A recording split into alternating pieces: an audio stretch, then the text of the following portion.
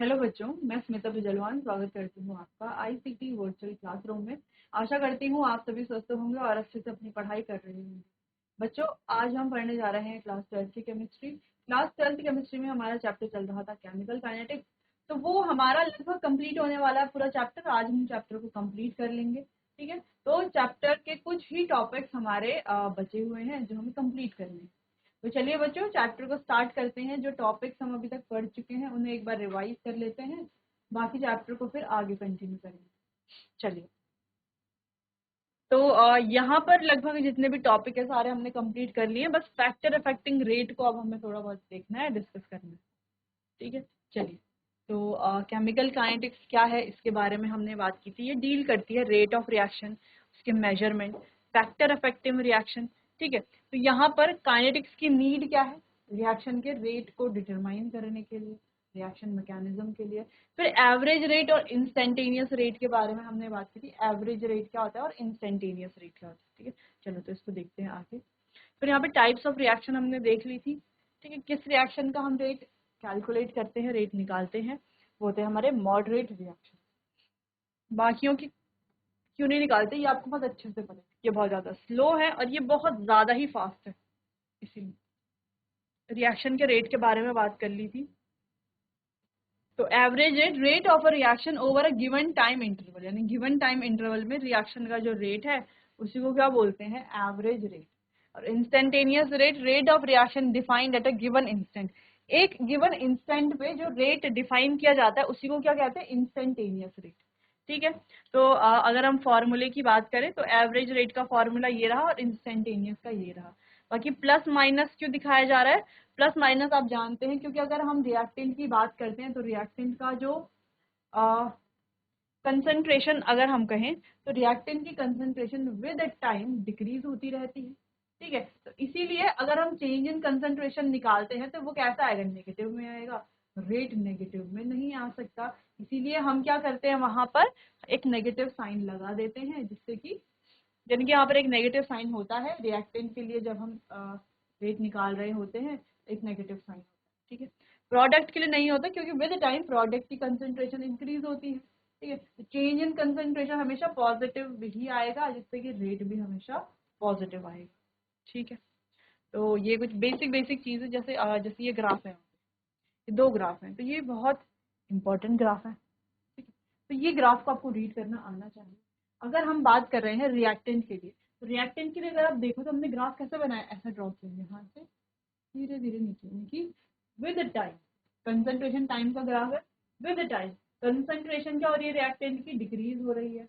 वही अगर हम इस ग्राफ को देखें तो ये है फॉर प्रोडक्ट। प्रोडक्ट के लिए हमने ये ग्राफ बनाया है। यहाँ पर भी अगर ये भी हमने कंसंट्रेशन टाइम में बनाया है, ये कंसंट्रेशन। तो अगर आप ध्यान से देखो तो यहाँ पर क्या हो रहा है? विद टाइम कंसंट्रेशन इंक्रीज हो रही है। अगर यहाँ पर एक टाइम T1 और एक टाइम T2 ले लें, T1 में जो कंसंट्रेशन है वो है C1, T2 में जो कंसंट्रेशन है वो है C2। तो अगर आप ध्यान से देखो दोनों को, C1 और C2 में, तो आप क्या देखोगे? C1 is greater than C2। अगर आप चेंज इन कंसंट्रेशन निकालोगे तो C2 माइनस C1 करोगे, लेकिन C2 की वैल्यू तो कम है, C1 की वैल्यू ज्यादा है। ठीक है, जिससे कि ये क्या आ जाएगा? नेगेटिव में आएगा। अगर ये नेगेटिव में आएगा तो रेट भी नेगेटिव में आएगा, इसका मतलब है। तो इसको पॉजिटिव में लाने के लिए ये इसमें क्या करते हैं? माइनस डेल्टा से, यानी कि चेंज इन कंसेंट्रेशन क्या होता है? माइनस में। ठीक है, उसके बाहर से माइनस साइन। लेकिन यहाँ पर ऐसा नहीं होता, क्योंकि यहाँ पर C2 ग्रेटर देन C1 है। तो जब हम change in rate, sorry change in concentration निकालते हैं तो क्या निकालेंगे? C2 माइनस C1, जिससे कि वो पॉजिटिव में ही आएगा। ठीक है, चलो बाकी इंस्टेंटेनियस रेट देख लिया था, क्वेश्चन कर लिए थे। रेट ऑफ अपीयरेंस और डिसअपीयरेंस देख लिया था। डिसअपीयरेंस डिफाइंड है प्रोडक्ट के लिए और अपीयरेंस डिफाइंड है रिएक्टेंट के लिए। अच्छा, डिफरेंशियल रेट एक्सप्रेशन कैसे लिखना है ये बहुत अच्छे से समझ गए हैं हम। ठीक है, और अगर हम बात करें कंसंट्रेशन और प्रेशर के टर्म्स में, कंसंट्रेशन के टर्म्स में अगर हमें रेट लिखना है तो हम ऐसे लिखेंगे, बहुत इजी तरीका है डिफरेंशियल रेट एक्सप्रेशन। प्रेशर के टर्म्स में लिखेंगे तो ऐसे लिखेंगे, बहुत इजी है। बस डिफरेंस क्या है दोनों में? कंसंट्रेशन, यहाँ पे कंसंट्रेशन रहेगा, यहाँ पर कंसंट्रेशन की जगह पर प्रेशर आ गया। अगर हम यूनिट की बात करें तो यहाँ पर mole litre inverse second inverse unit होगी, यहाँ पर ATM सेकेंड इनवर्स। ठीक है, चलो, तो इनके बीच में रिलेशन क्या है, कंसंट्रेशन और प्रेशर के बीच में। वैसे तो हम यहाँ से भी देख सकते हैं, है ना, डिफरेंस क्या ही है, बस कंसंट्रेशन की जगह प्रेशर ही तो आ रहा है। वैसे यहाँ पर भी तो हो रहा है, देखो सेम। ठीक, चलो, P इक्वल्स टू CRT आपको ध्यान रखना है। बाकी फिर हमने बात की एलिमेंट्री रिएक्शन और कॉम्प्लेक्स रिएक्शन। एलिमेंट्री रिएक्शन जो सिंगल स्टेप में हो जाती है, कॉम्प्लेक्स रिएक्शन जो मोर देन वन स्टेप में कंप्लीट होती है। एलिमेंट्री रिएक्शन में कोई इंटरमीडिएट नहीं बनता, क्योंकि सिंगल स्टेप में हो जा रही है, लेकिन यहाँ पर इंटरमीडिएट बनेगा। पूरी क्या है, एक स्टेप से ज्यादा स्टेप की रिएक्शन होती है। Next, mass action. Law of mass action क्या है, लॉ ऑफ मास एक्शन कहता है rate of a reaction at a given temperature is directly proportional to its concentration of reactant raised to the power of their stoichiometric coefficient। ठीक है, तो ये law आपको याद होना चाहिए, कभी जो है आपसे पूछ लिया जा सकता है ये एग्जाम में। तो कैसे निकालेंगे रेट, बहुत इजी है। ठीक है, रिएक्टेंट का रेट ही तो लिखना है हमें, और raise to the power of their stoichiometric coefficient, बहुत इजी है। ठीक है, तो रेट लॉ एक्सपेरिमेंटली डिटरमाइन किया जाता है। इसके लिए देखो, अगर कोई हमारे पास एलिमेंट्री रिएक्शन है तो हमें रेट लॉ को फाइंड करने की जरूरत नहीं है, तो हम डायरेक्टली लिख सकते हैं। जैसे मान लो ये रिएक्शन है, तो ये एक अगर एलिमेंट्री रिएक्शन होती, अगर होती, अभी एलिमेंट्री रिएक्शन नहीं है, ऐसा बताया नहीं है, लेकिन अगर ये एक एलिमेंट्री रिएक्शन होती तो रेट लिखते तो ऐसा लिखा जाता सिंपल। लेकिन अभी हमें पता है कि एक एलिमेंट्री रिएक्शन नहीं है, तो रेट कैसे लिखेंगे, ऐसे लिखेंगे हम। एक्स क्या है, order with respect to A, और वाई क्या है, order with respect to B. ठीक है, तो ओवरऑल ऑर्डर निकालना हो तो एक्स प्लस वाई हम कर देंगे। ठीक है, चलो, फिर हमने मॉलिक्यूलरिटी के बारे में बात की थी। मॉलिक्यूलरिटी क्या होती है ना, कि कितने नंबर ऑफ रिएक्टिंग है, वो एटम्स हो, आयन्स हो, वो मॉलिक्यूल्स हो, कुछ भी हो। चलो, अच्छा, फिर रिएक्शन देख लिया था हमने, फिर बात कर रहे थे हम ऑर्डर की। तो ओवरऑल ऑर्डर जैसे रेट लॉ में जो हमने पढ़ा, सेम वही है। मतलब ऑर्डर कैसे निकालना है, दोनों को ऐड कर देना है, जो पावर होती है दोनों की, जो एक्स वाई जिसे हम कह रहे हैं, एक्स जो ए के रिस्पेक्ट में है, और वाई जो ऑर्डर बी के रिस्पेक्ट में। ठीक है, तो क्या करना था, वहां पे उन्हें ऐड कर लेते अगर, तो हमारा ऑर्डर निकल आता ओवरऑल। लेकिन कहाँ पर, एक एलिमेंट्री रिएक्शन में। अगर रिएक्शन एलिमेंट्री नहीं है तो पहले हमें ये ऑर्डर ये फाइंड करने पड़ेगी। ठीक है, जब इसे फाइंड कर लेंगे तो रिएक्शन को ओवरऑल ऑर्डर निकाल लेंगे। तो मान लीजिए आपसे कहा जाए अगर कोई फर्स्ट ऑर्डर रिएक्शन है, उसका ऑर्डर कितना होगा, तो सेकेंड ऑर्डर रिएक्शन है तो ऑर्डर कितना आएगा, ओवरऑल ऑर्डर 2 आएगा। ठीक है, तो इतना ध्यान रखना है आपको। आपको कहा जा रहा है कि ऐसे में दिया जा रहा है, अगर कोई एलिमेंट्री रिएक्शन, उसका रेट लॉ लिख के दिया जा रहा है, तो आप आसानी से पहचान लोगे कि ये कौन से ऑर्डर की रिएक्शन। क्लियर है, चलो, फिर ऑर्डर ऑफ रिएक्शन में कुछ इंपॉर्टेंट पॉइंट डिस्कस कर रहे थे, कुछ क्वेश्चन भी कर लिए थे। एक क्वेश्चन के अंदर बहुत इंपॉर्टेंट ये वाला क्वेश्चन किया था। यहाँ पर हमने देखा था कि ओवरऑल ऑर्डर हमने यहाँ पर क्या निकाल लिया, 3, यानी कि थर्ड ऑर्डर रिएक्शन है। ठीक है, ओवरऑल ऑर्डर कितना आ गया, 3। चलो, फिर डिफरेंशियल रेट इक्वेशन और रेट लॉ क्या रिलेशन है, ये देख लिया था हमने। इससे रिलेटेड एक क्वेश्चन भी हमने सॉल्व किया था। तो चलो, अलग अलग ऑर्डर ऑफ रिएक्शन, अगर n 0 है तो first order zero order reaction, अगर n 1 है तो फर्स्ट ऑर्डर रिएक्शन, n 2 है तो सेकंड ऑर्डर रिएक्शन, n 3 है तो थर्ड ऑर्डर रिएक्शन, n आगे बढ़ता जाएगा। ठीक है, फिर जीरो ऑर्डर रिएक्शन के बारे में बात की थी। ये जो रिएक्शन है ये कंसंट्रेशन पर डिपेंड नहीं है। ये अलग अलग एग्जाम्पल है, जैसे अगर हम फोटोकेमिकल रिएक्शन के बारे में बात करें तो ये इंटेंसिटी ऑफ लाइट पर डिपेंड करती है। कंसंट्रेशन के इंडिपेंडेंट होती है, कंसंट्रेशन पर कोई इनका असर नहीं पड़ता। ठीक है, अगर यूनिट की बात करें तो mole litre inverse second inverse. इसका फॉर्मूला हमने देख लिया था कि जो फॉर्मूला है इसकी मदद से हम किसी भी ऑर्डर की रिएक्शन की यूनिट निकाल सकते हैं। चलो, इसके लिए काइनेटिक्स देख ली थी। AT is equals to A naught minus KT। ठीक है, AT is equals to A naught minus KT, जहाँ पर AT क्या है, इनिशियल, सॉरी AT क्या है, concentration left at any time T, A not क्या है, इनिशियल कंसंट्रेशन, K है बच्चों रेट कांस्टेंट, और T है यहाँ पर टाइम। ठीक है, अच्छा, T को टेम्परेचर आप मत समझना, T क्या है यहाँ पे, टाइम है। ठीक है, चल, इसके लिए हमने देख लिया था y equals to minus mx plus C type graph बनेगा, जिसकी एक नेगेटिव स्लोप होगी, माइनस के स्लोप होगी। ठीक है, ऐसा ग्राफ बनेगा। क्लियर, अगर हम इसकी हाफ लाइफ की बात करें तो हाफ लाइफ क्या आती है, T half is equals to A naught by 2k। ठीक है, तो इसको हम सॉल्व करके निकाल सकते हैं इस तरीके से, जो कि हमने निकाला हुआ है। अगर हम इसके लिए ग्राफ की बात करें तो यहाँ पर अगर हम देखें तो ये जो टी हाफ है ये किस पर डिपेंड कर रहा है, ये टी हाफ डिपेंड कर रही है। ये जो टी हाफ है किसके प्रोपोर्शनल है, ए नॉट के। ए नॉट क्या है बच्चों, इनिशियल कंसंट्रेशन। तो जब हम टी हाफ और ए नॉट के बीच का ग्राफ बनाते हैं तो यानी कि जो टी हाफ है ये ए नॉट पर डिपेंड कर रही है, कर रही है ना। जब डिपेंड कर रही है तो इसका एक स्ट्रेट लाइन ग्राफ बनेगा, ठीक है।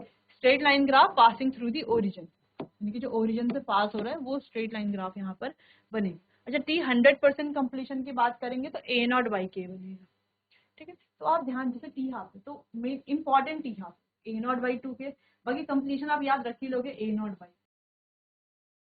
चलो कुछ क्वेश्चन भी करे थे हमने इसके। फिर फर्स्ट ऑर्डर रिएक्शन के काइनेटिक्स के बारे में बात की थी, जहां पर हमने इसको बहुत अच्छे से सॉल्व किया था। ये आ गया था k is equals to 2.303 log base 10 A naught by 80, जहां पर ए नॉट क्या है, इनिशियल कंसंट्रेशन, 80 क्या है, concentration left at any time t।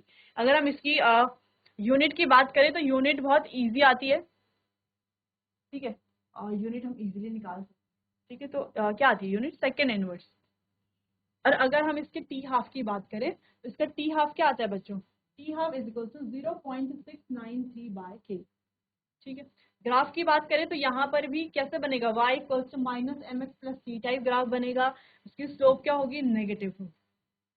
Log base 10 की फॉर्म में अगर लिखे तो स्लोप क्या होगी, माइनस के बाय 2.303। यहाँ पर तो माइनस के ही आएगी, ठीक है। चलो एक और हमने इसमें ये किया था, A T is equals to A naught E minus K T. बाकी इसके अलग अलग ग्राफ हमने देख लिए थे। तो यूनिट क्या आती है यहाँ पे, सेकेंड इनवर्स, ठीक है। क्योंकि देखो 1 माइनस 1 0 हो जाएगा तो क्या बचेगा, केवल सेकेंड इनवर्स। हाफ लाइफ भी देख ली थी 0.693 बाय के। अच्छा, इससे हमने कुछ क्वेश्चंस भी सॉल्व करे थे, बिल्कुल करे थे। तो देखो, तो जीरो ऑर्डर के लिए, फर्स्ट ऑर्डर के लिए तो इंपॉर्टेंट फॉर्मूले आपको ध्यान रखने हैं। बाकी अगर हम ग्राफ की बात, तो जीरो ऑर्डर, अगर हम जीरो ऑर्डर की बात करें तो जीरो ऑर्डर के लिए जब हमने यहाँ पे ग्राफ बनाया था तो स्लोप कितनी आई थी, माइनस के। वैसे ही फर्स्ट ऑर्डर की स्लोप भी कितनी आई थी, नेगेटिव स्लोप आई थी, ठीक है। अगर हम टी हाफ, दोनों के टी हाफ की बात करें तो जीरो ऑर्डर रिएक्शन में टी हाफ क्या है, कंसंट्रेशन पर डिपेंडेंट था, इसीलिए स्ट्रेट लाइन से, ओरिजिन से पास होता हुआ एक स्ट्रेट लाइन ग्राफ बन रहा था, ठीक है। लेकिन अगर हम यहाँ पर फर्स्ट ऑर्डर रिएक्शन के टी हाफ की बात करें तो यहाँ पर कोई इनिशियल कंसंट्रेशन आपको दिख रही है, नहीं दिख रही, यानी कि इनिशियल कंसंट्रेशन पे डिपेंड ही नहीं करता, कंसंट्रेशन के इंडिपेंडेंट है। तो यहाँ पर कैसा ग्राफ बनेगा, थोड़ा डिफरेंट एक ग्राफ बनेगा, ऐसा ग्राफ बनेगा, ठीक है। इधर है टी हाफ, ठीक है, इस तरीके से ग्राफ बनेगा।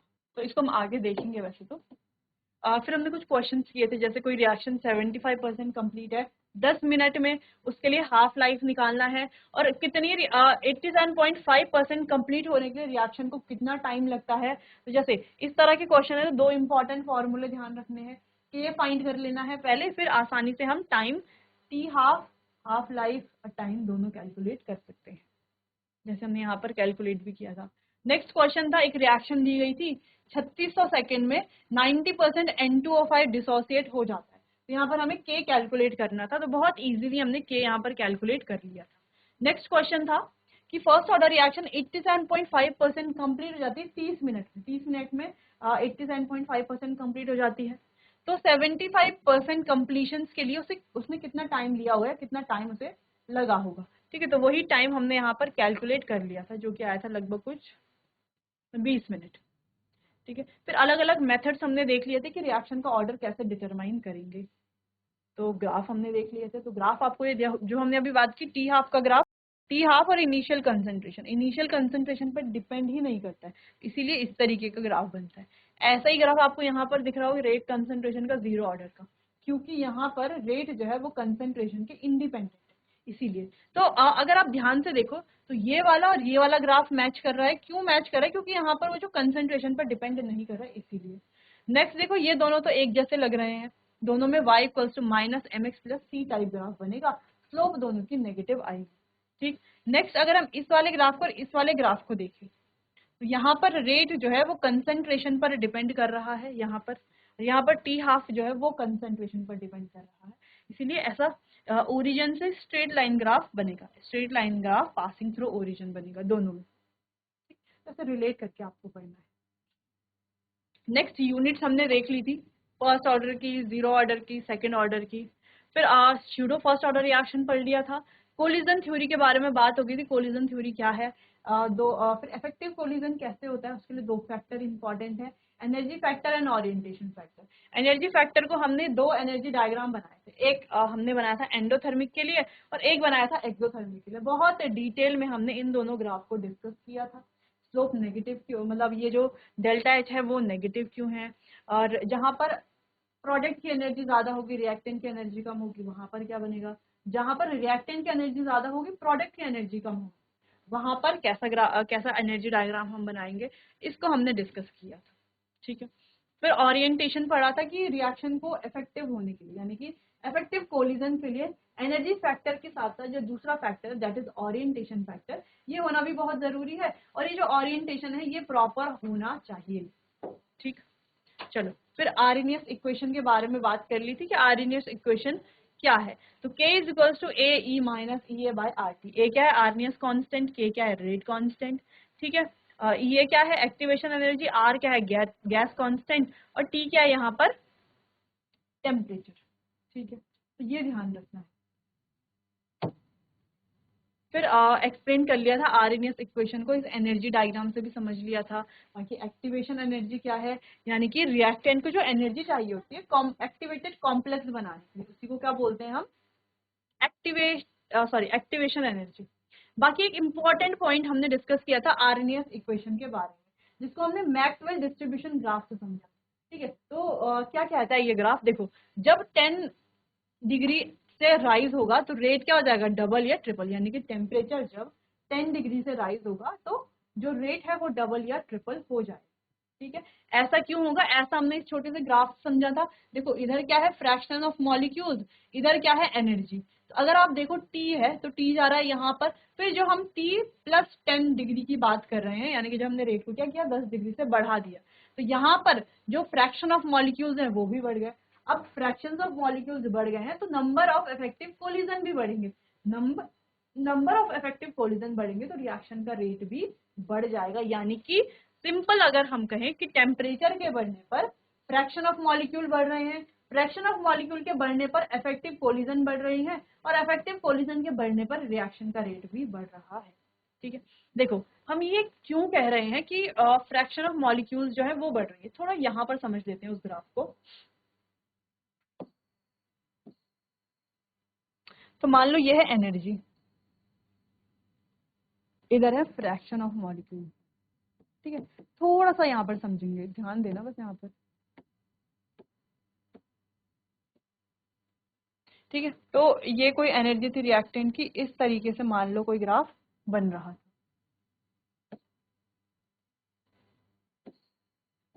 ठीक, इस तरीके से कोई ग्राफ बन रहा था, ऐसा कुछ। इस टेम्परेचर को हम कह रहे हैं T। ठीक है, कुछ भी टेम्परेचर रहा हो, ये कितने भी डिग्री हो सकता है।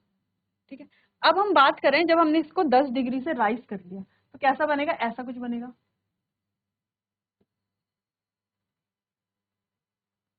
अच्छा, T पर जो फ्रैक्शन ऑफ मॉलिक्यूल्स हैं, ऐसा नहीं बनेगा।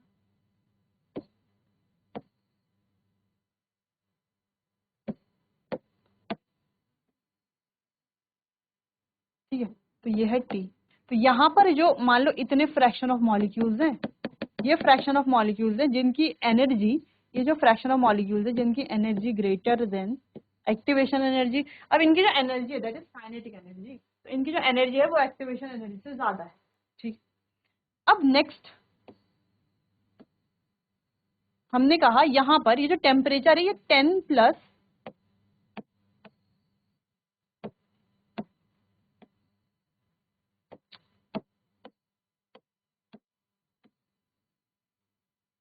हमने क्या कहा, यहाँ पर ये जो टेम्परेचर है T प्लस 10 है।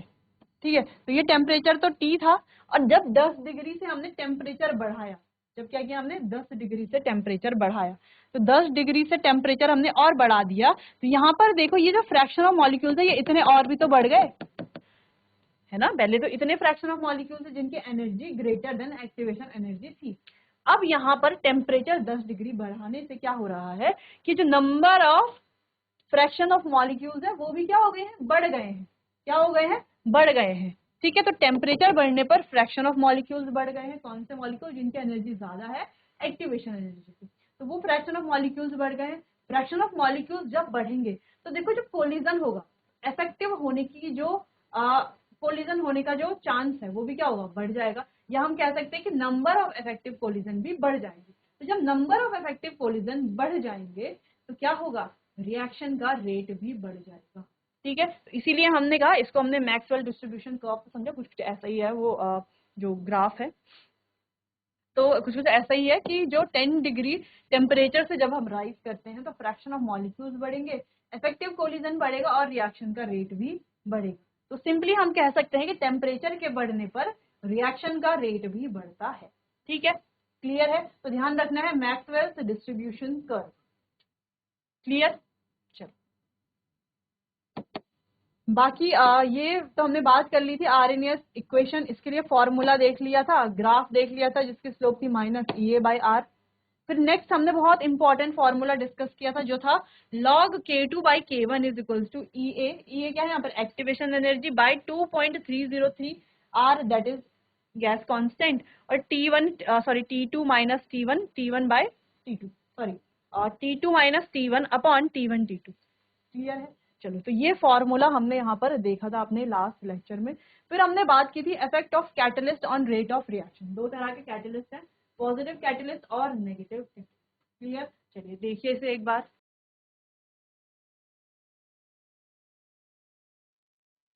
चलिए, तो जैसे हमने बात की दो तरह के कैटलिस्ट है, पॉजिटिव कैटलिस्ट और नेगेटिव कैटलिस्ट। ये क्या करते हैं? तो देखो, जो ये पॉजिटिव कैटलिस्ट होते हैं रिएक्शन के रेट को क्या करते हैं? स्पीड अप करते हैं, है ना? ठीक, तो रिएक्शन के रेट को बढ़ाएंगे पॉजिटिव कैटलिस्ट। नेगेटिव क्या करेंगे? अपोजिट काम करेंगे। नेगेटिव ही जो है, नेगेटिव क्या करेंगे? अपोजिट काम करेंगे। क्या अपोजिट काम? रिएक्शन के रेट को कम करेंगे। लेकिन कैसे? एक्टिवेशन एनर्जी को बढ़ा करके। यहाँ पर एक्टिवेशन एनर्जी कम होगी, यहाँ पर एक्टिवेशन एनर्जी ये बढ़ा देंगे। तो ये जो नेगेटिव कैटलिस्ट है बच्चों, इनको हम कहते हैं इनहिबिटर। ठीक है, और पॉजिटिव कैटलिस्ट को कैटलिस्ट ही कहा जाएगा। जब आपसे कहा जाएगा कि कैटलिस्ट के प्रेजेंस में, तो आपको हमेशा पॉजिटिव कैटलिस्ट लेकर के चलना है। ठीक है, इनहिबिटर कहा जाएगा तो नेगेटिव कैटलिस्ट की वहां पर बात होगी। ठीक है, तो ज्यादातर पॉजिटिव कैटलिस्ट की ही बात की जाएगी जो भी हम आगे पढ़ेंगे चैप्टर्स। ठीक है, तो यहाँ पर अगर हम ध्यान दें तो होता क्या है बच्चों कि ये जो कैटलिस्ट है ये क्या करता है? रिएक्शन के रेट को ऑल्टर कर देते हैं। कैसे? एक अल्टरनेटिव पाथ प्रोवाइड करके। ठीक है, विद डिफरेंट एक्टिवेशन एनर्जी, जिसकी जो एक्टिवेशन एनर्जी है वो क्या हो? डिफरेंट हो। ठीक है, जैसे यहाँ पर देख लो, इस ग्राफ को समझते हैं थोड़ा सा। तो मान लो ये हमारा ओरिजिनल था। ठीक है, यह है एनर्जी ऑफ प्रोडक्ट, यह है एनर्जी ऑफ रिएक्टेंट। अब यहां से यहां तक की जो एनर्जी लग रही है इसको हम क्या बोल रहे हैं? Activation energy. जैसे यहां से कहां तक, यहां तक ये जो एनर्जी लग रही है इसको हम क्या बोल रहे हैं? इसकी एक्टिवेशन एनर्जी। ठीक है, किसके लिए? इसके लिए। अब अगर हम यहाँ पर एक पॉजिटिव कैटलिस्ट का यूज करते हैं, तो जैसे अगर हम पॉजिटिव कैटलिस्ट का यूज करते हैं तो क्या होगा? कुछ ऐसा, ये क्या करेगा? पाथ को चेंज करके, प्रोडक्ट तो वही बनेगा अभी भी, लेकिन क्या हो गया? पाथ को इसने चेंज कर लिया। यानी कि अगर हम सिंपल देखें तो यहाँ पर जो एक्टिवेशन एनर्जी है वो क्या हो गई है? कम हो गई है। यहाँ पर एक्टिवेशन एनर्जी कितनी? केवल इतनी ही है ना? केवल इतनी ही तो है यहाँ पर एक्टिवेशन एनर्जी। ध्यान से देखिए अगर हम, तो ये तो बात होगी जब हमने क्या लिया है? एक पॉजिटिव कैटलिस्ट लिया है। अगर हम कोई इनहिबिटर लेते हैं तो एक इनहिबिटर क्या करेगा? इस रिएक्शन के रेट को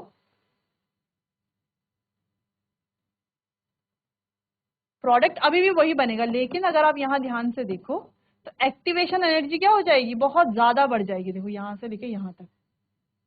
ठीक है, ये क्या है? इसकी, ये इसकी एक्टिवेशन एनर्जी है, इस वाली की। क्लियर है? समझ में आया? तो देखो पॉजिटिव, ये है नेगेटिव कैटलिस्ट जिसको हम इनहिबिटर बोलते हैं। तो पॉजिटिव कैटलिस्ट ने क्या किया? एक्टिवेशन एनर्जी को कम करके रिएक्शन के रेट को बढ़ा दिया। किसने? पॉजिटिव वाले ने। नेगेटिव वाले ने क्या किया? एक्टिवेशन एनर्जी को बढ़ा दिया और रेट को कम कर दिया। ठीक है, क्लियर है? कोई कंफ्यूजन तो नहीं पॉजिटिव और नेगेटिव कैटलिस्ट को लेकर के?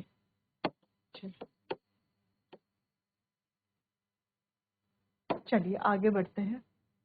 नेक्स्ट बात करते हैं कंसंट्रेशन ऑफ, है factor affecting rate of reaction, यानी कौन कौन से फैक्टर हैं जो रिएक्शन के रेट को अफेक्ट करते हैं। ये हमारा लास्ट टॉपिक है, ठीक है। तो देखो कंसंट्रेशन ऑफ रिएक्टेंट, यानी कि जो रेट है,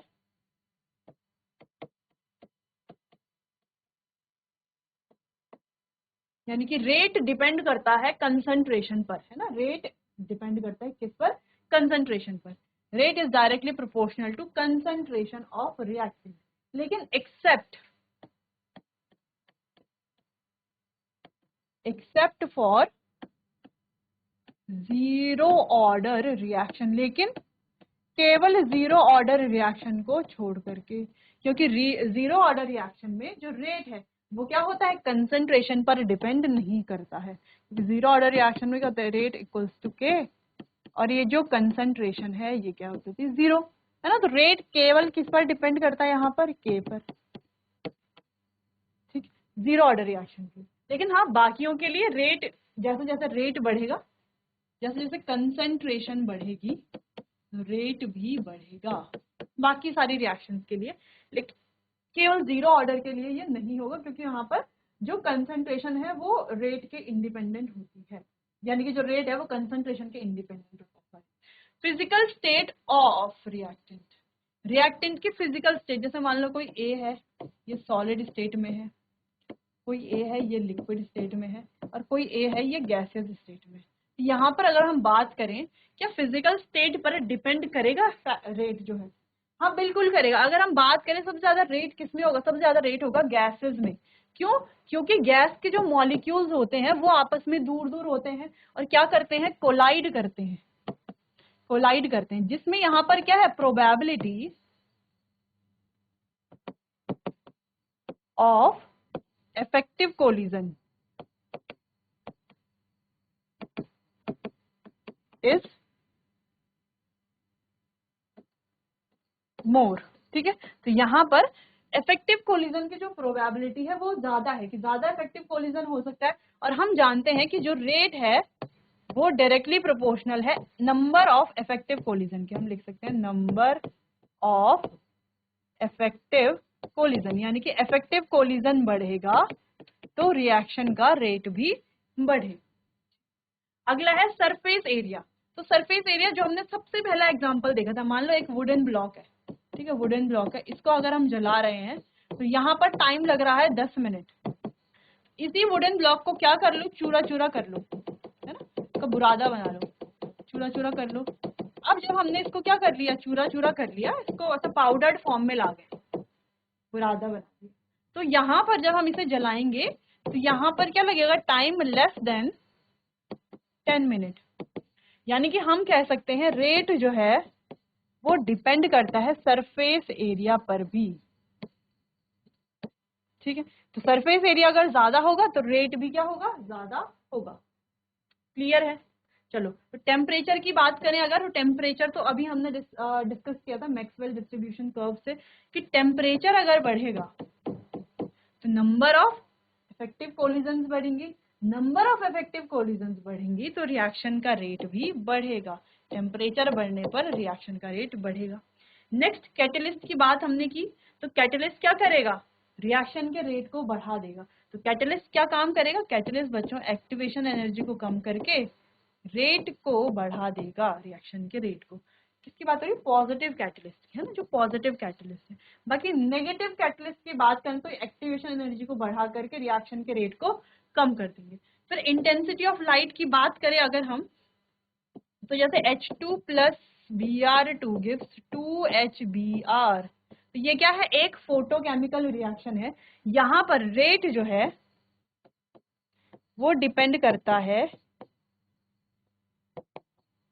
इंटेंसिटी ऑफ लाइट पर, ठीक है। किस पर डिपेंड करता है, किस पर डिपेंड करता है, इंटेंसिटी ऑफ लाइट। पता है सबसे पहले हमने रिएक्शन पढ़ी थी, है ना। अगर हम यहाँ पर क्या करें,